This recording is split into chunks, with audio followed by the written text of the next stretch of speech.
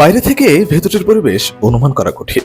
ভেতরে গেলেই চোখে পড়বে ছিমছাম পরিপাটি সেলুন, তবে ভেতরে রয়েছে ছোট ছোট কেবিন, পাশেই সুন্দরী যুবতী নারীরা কাস্টমারের অপেক্ষায়। গেস্টের যাকে পছন্দ সেখান থেকে নিয়ে যাওয়া হয় কেবিনে।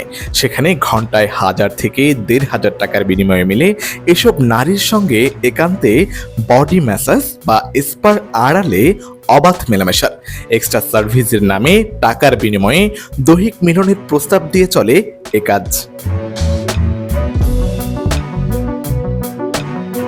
চট্টগ্রাম নগরীর খুলশী থানা এলাকার 2 নং গেটের আগে পশ্চিম নাসিরাবাদের মেইন রোডের সাথে এই ম্যাসাজ পার্লারে স্কুল কলেজের উঠতি বয়সী ছেলেরা সহ যুব সমাজের একটি বড় অংশ এদের খদ্দের। এছাড়া দালালের মাধ্যমে ভারতীয় নাগরিকরাও এখানে আসে মনোরঞ্জনের জন্য।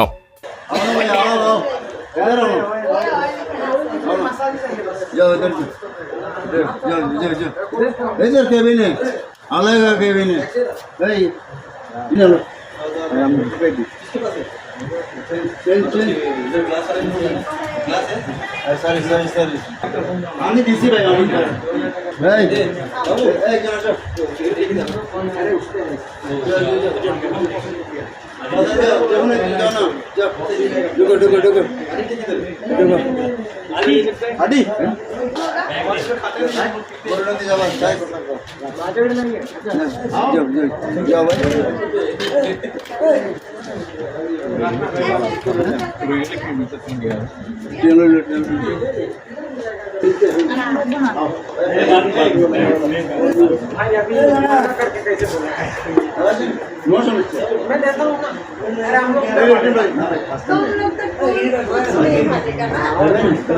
জানা যায় অনুমোদনহীন স্পা সেন্টারের মালিক মামুন নামের চকরিয়ার এক যুবক।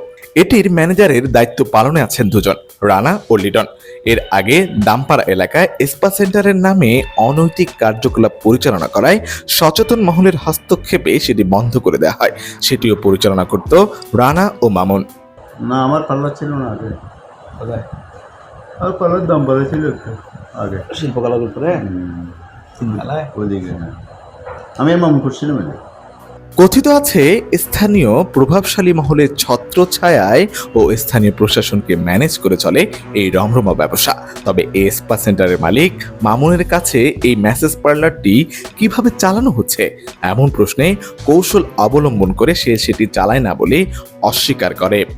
না, আমি কিভাবে চালাই সেটা আপনাকে বলতে চাবো কেন বলেন? আমি এটা আপনি চালাই, আদৌ আপনার কাছে কোনো প্রমাণ আছে? এটা আমি কি চালাই, আপনার কাছে প্রমাণ আছে? আমি তো জানি বাংলাদেশ আপনার, বাংলাদেশ কি আপনার?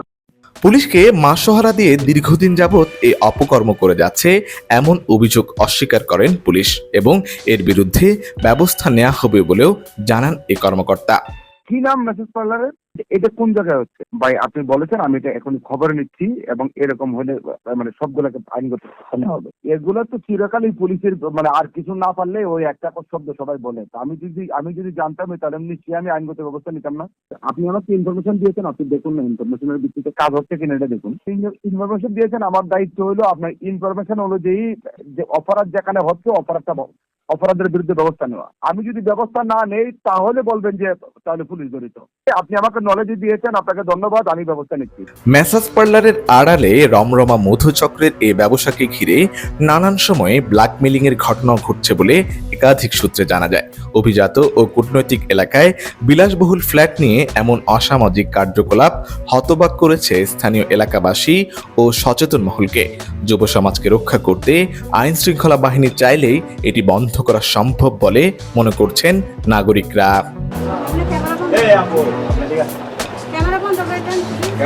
আশিক আরেফিন, প্রতিদিনের বাংলাদেশ, চট্টগ্রাম।